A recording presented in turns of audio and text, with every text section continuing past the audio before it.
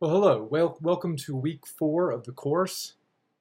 One of the perks of teaching an online course is that I can teach with my dog and I can teach with a baseball cap on. So I'm going to take advantage of both of those opportunities. Hopefully Dempsey, my dog, won't be too much of a distraction. He'll probably just sleep the entire time. So this is, the introductory lecture to week 4. So I'm going to talk a little bit about what we're going to be doing the next couple of weeks, because really, even though the online course operates on a kind of week-by-week basis, we still have units in this course, and we are entering Unit 2, and Unit 2 is all about ancient Greece. Now, of course, we've already been studying ancient Greece. Homer was the great poet of ancient Greece. We've spent our last week on him. But we're going to continue to look at Greece, not just its literature, but also its history, its politics, its art, its drama, and so on. So I think a couple of things need to be said before we move any further along. One is that it's important to remember that at this point in history, when we talk about ancient Greece, we are not talking about the modern country Greece. I think most of you know where the modern state of Greece is located. Ancient Greece certainly includes the territory that now belongs to Greece, modern Greece, but is actually much larger. And this is one of the reasons I included a map as one of the handouts for this week. So if you need to pause and print that out or pull that up, now might be a time to do that. But you'll see that ancient Greece not only includes the Greek peninsula, but also really this whole Aegean rim area. And this is because of the process of colonization that I talked about a little while ago. Greeks would leave what we think of as Greece and go to places like the west coast of Asia Minor, and create Greek-style cities there. So do remember that ancient Greece is not the same thing geographically as modern Greece. Second thing I want to do is justify why we are giving so much attention to the ancient Greeks. Because we're talking about a relatively small territory, roughly equivalent, I think, to the state of Tennessee. So why do we give over 1/4 of this entire course to the ancient Greeks? Well, as I've said before, the whole rationale of this course is to look at developments in the past that have helped to create the world as we know it today.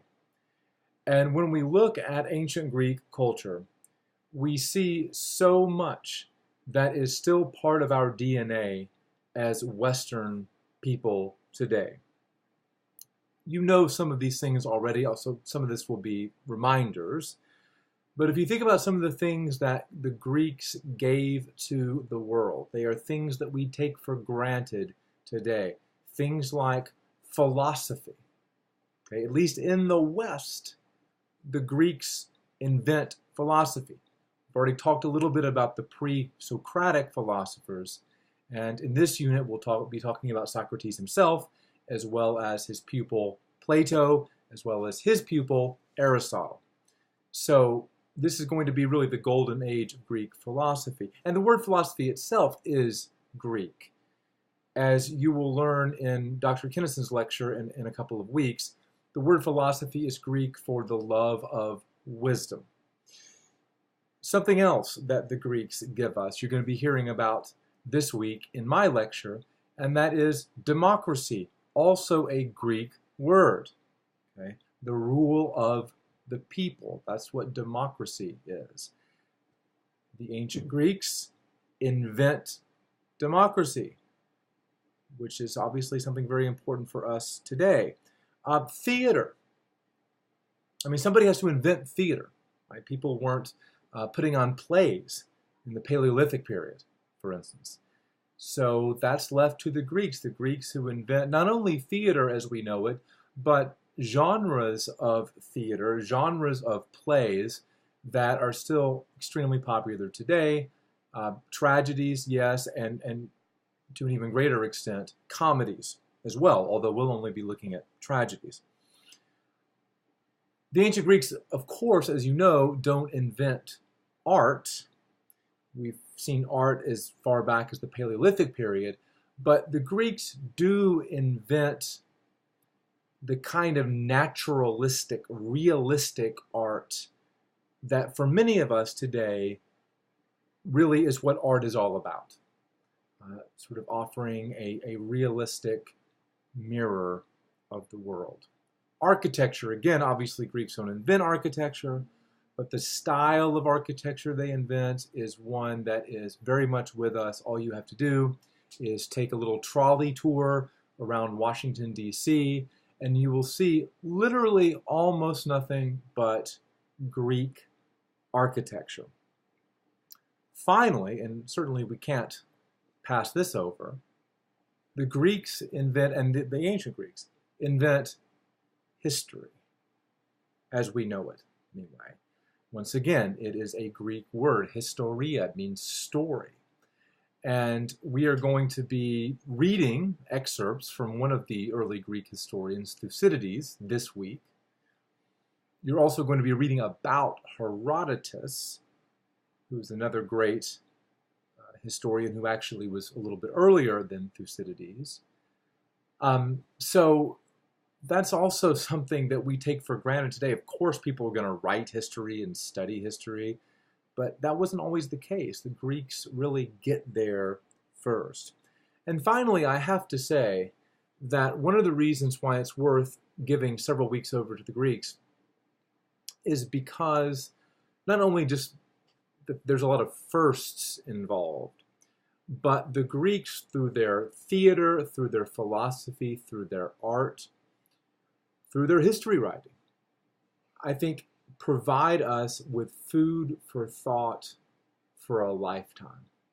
You could really spend the rest of your life just sort of living with Plato, and Aristotle, and Thucydides, because they really get at some of the most important questions of human existence. And not only do they raise these questions and raise them very perceptively, but they have some pretty interesting answers to those questions as well.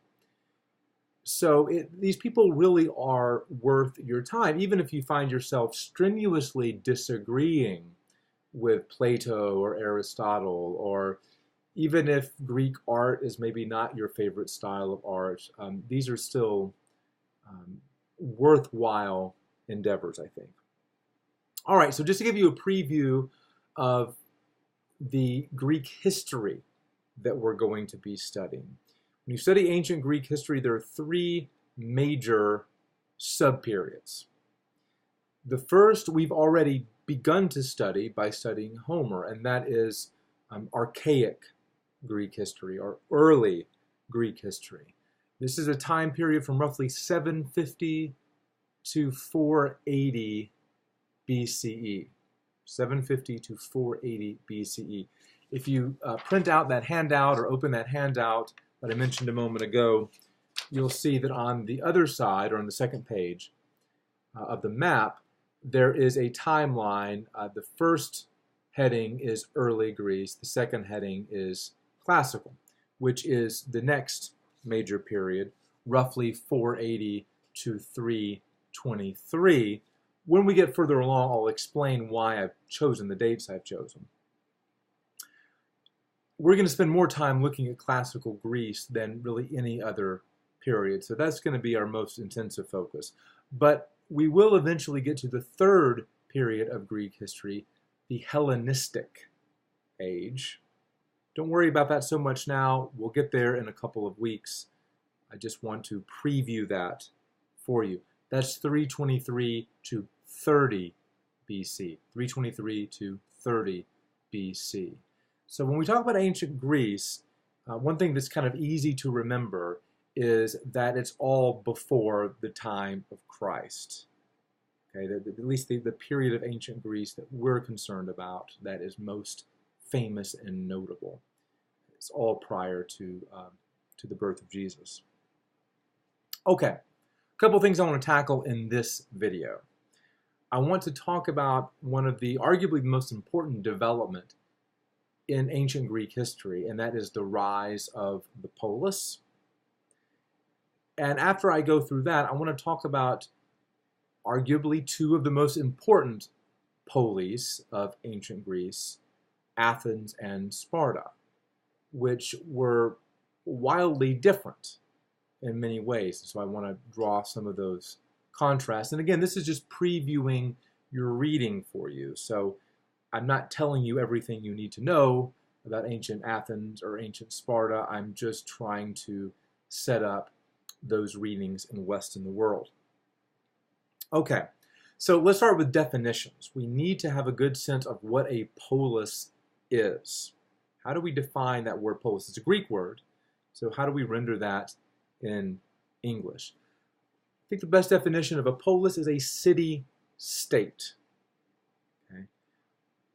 A polis is a city, yes, but it not only includes, when we talk about the polis of Athens, for instance, we're not only talking about the sort of urban core of Athens, but we're also talking about the hinterland, the countryside directly around Athens.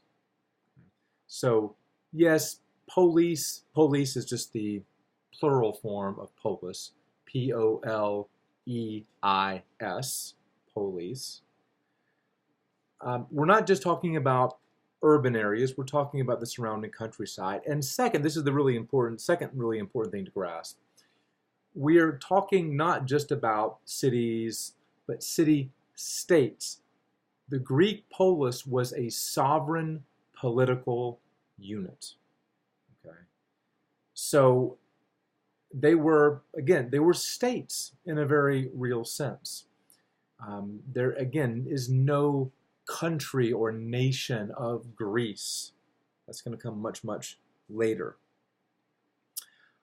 We could talk, and you'll read about some of the typical features of a polis. I'll just mention one right now, and that is the agora, A-G-O-R-A, agora. This is a kind of marketplace that you would find in any Greek polis.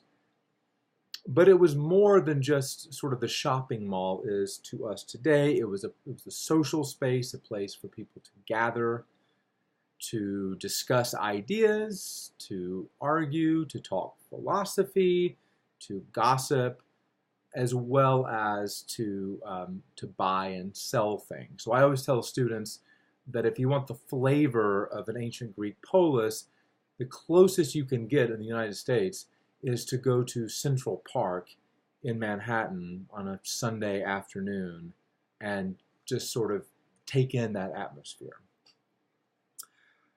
So by 700 BCE or so we're starting in early Greece, archaic Greece.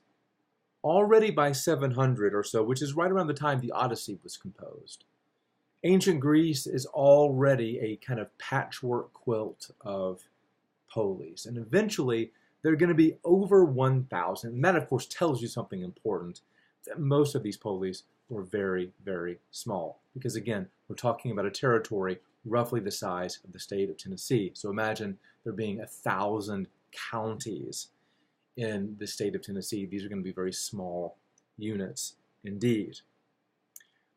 All right, the one concurrent development that I want to talk about before I get to Athens and Sparta, a kind of development that arises right alongside the rise of the polis, is the hoplite phalanx. The hoplite phalanx. I'll spell that for you. Hoplite is H-O-P-L-I-T-E. Hoplite. Phalanx, P-H-A-L-A-N-X.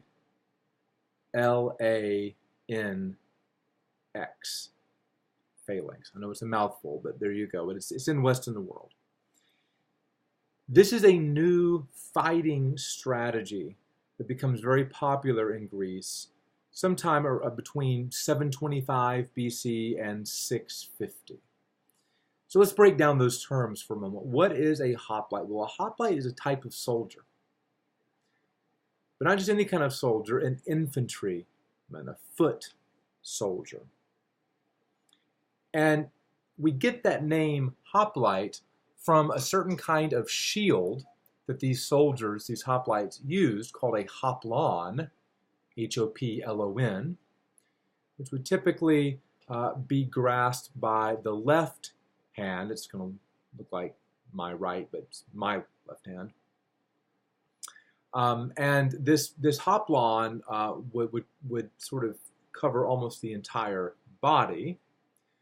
And then in the hoplite's right hand would be a kind of spear, either a long spear or kind of a short sword.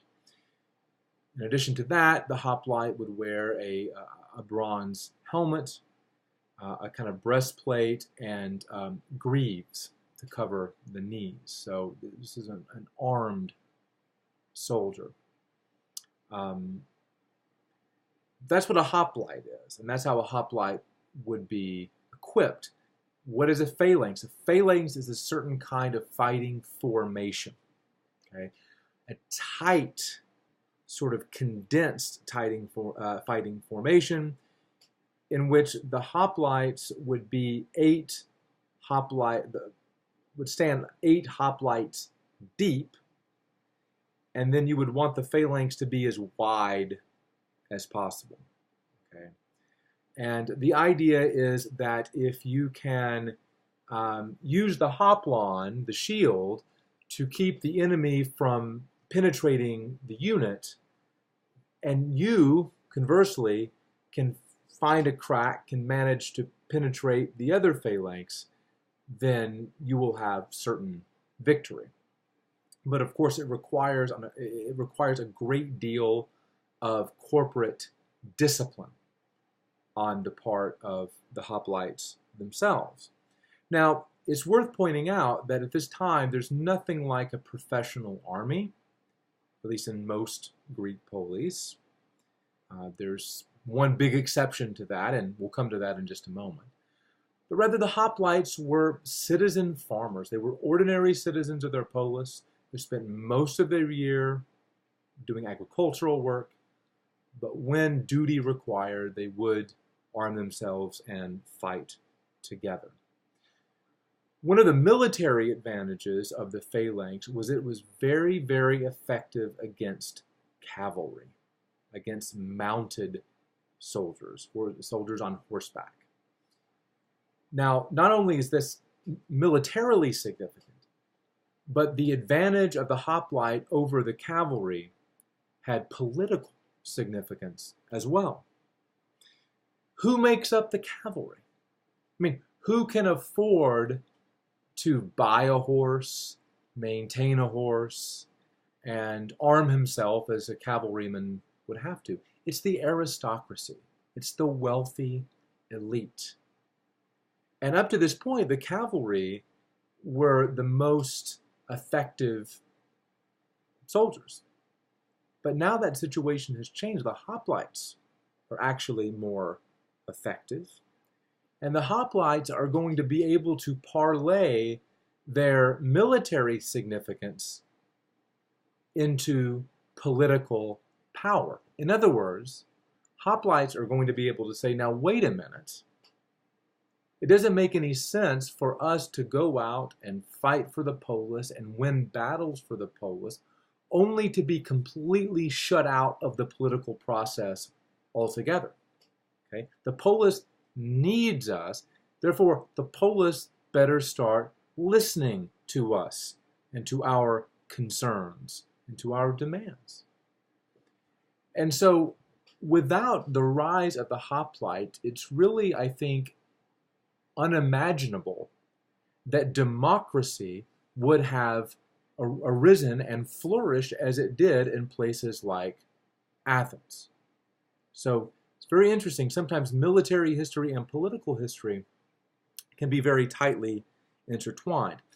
Another reason why this military shift is significant is because there's another kind of cultural effect of the shift to the hoplite phalanx.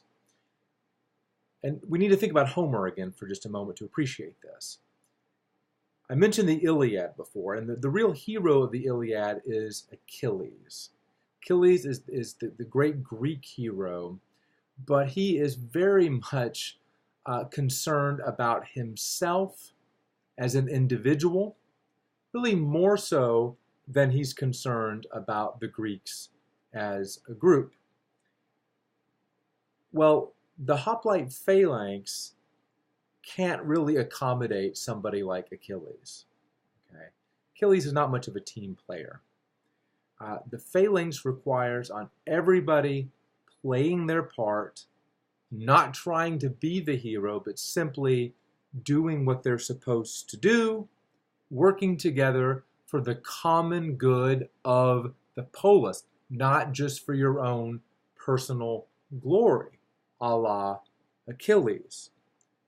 So we see a shift from a kind of heroic individualism to the idea that individual needs, individual desires are less important than the welfare of the community, the welfare of the polis.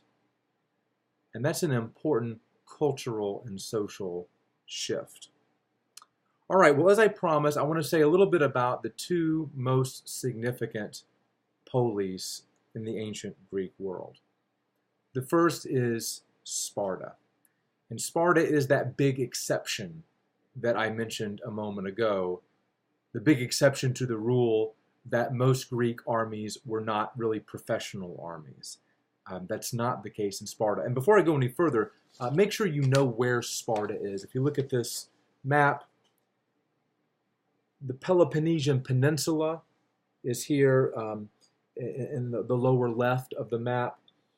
And Sparta is located in the southern section of the Peloponnesian Peninsula. So just get a good sense of where Sparta is located. Now, before saying anything more about how Sparta is different from most other Greek polis, let's start with why it became different. What happened to cause Sparta to take a very different path than other Greek polis?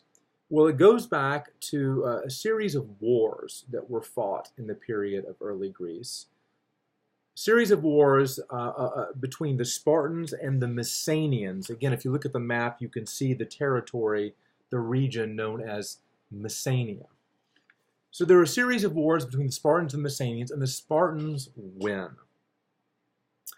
And they took most of the Messenians as prisoners of war, and they basically made them their slaves,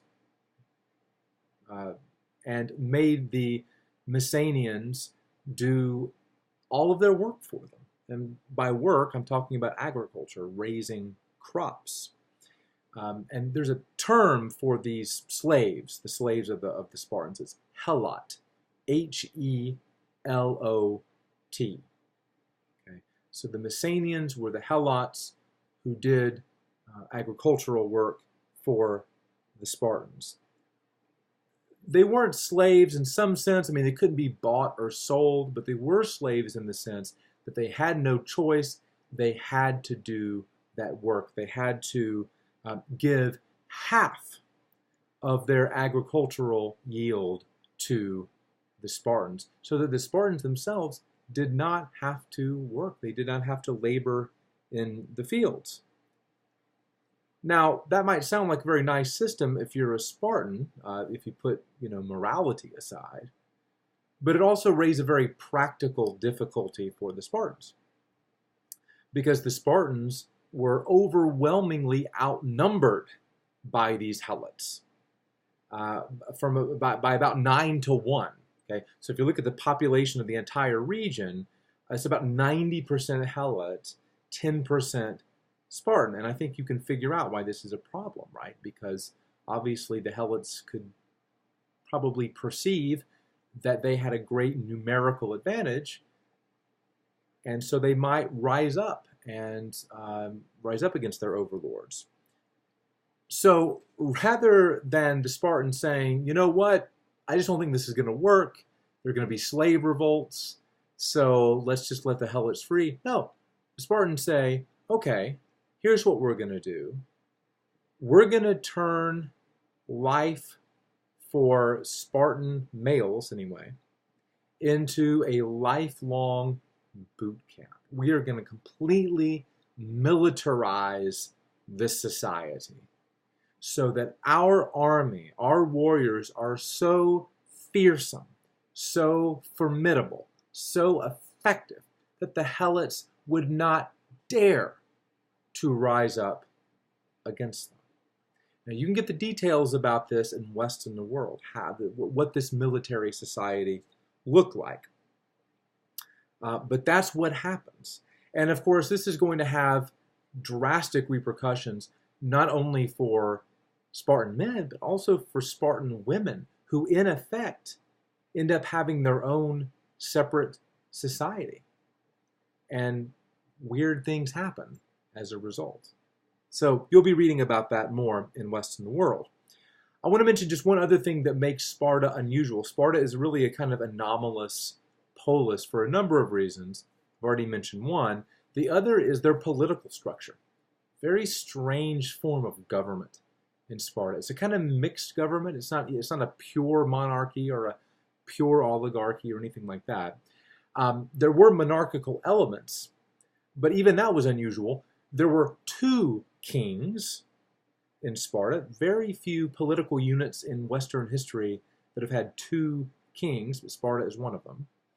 But these two kings did not have a monopoly over political power. There was also a very important council of elders, 28 men over the age of 60 who were elected for life.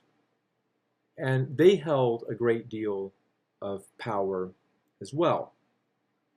There was an assembly that all adult male citizens could be a part of, so there is a kind of democratic element in ancient Sparta, but not much. I mean, there's not much of an element of democracy in this form of government.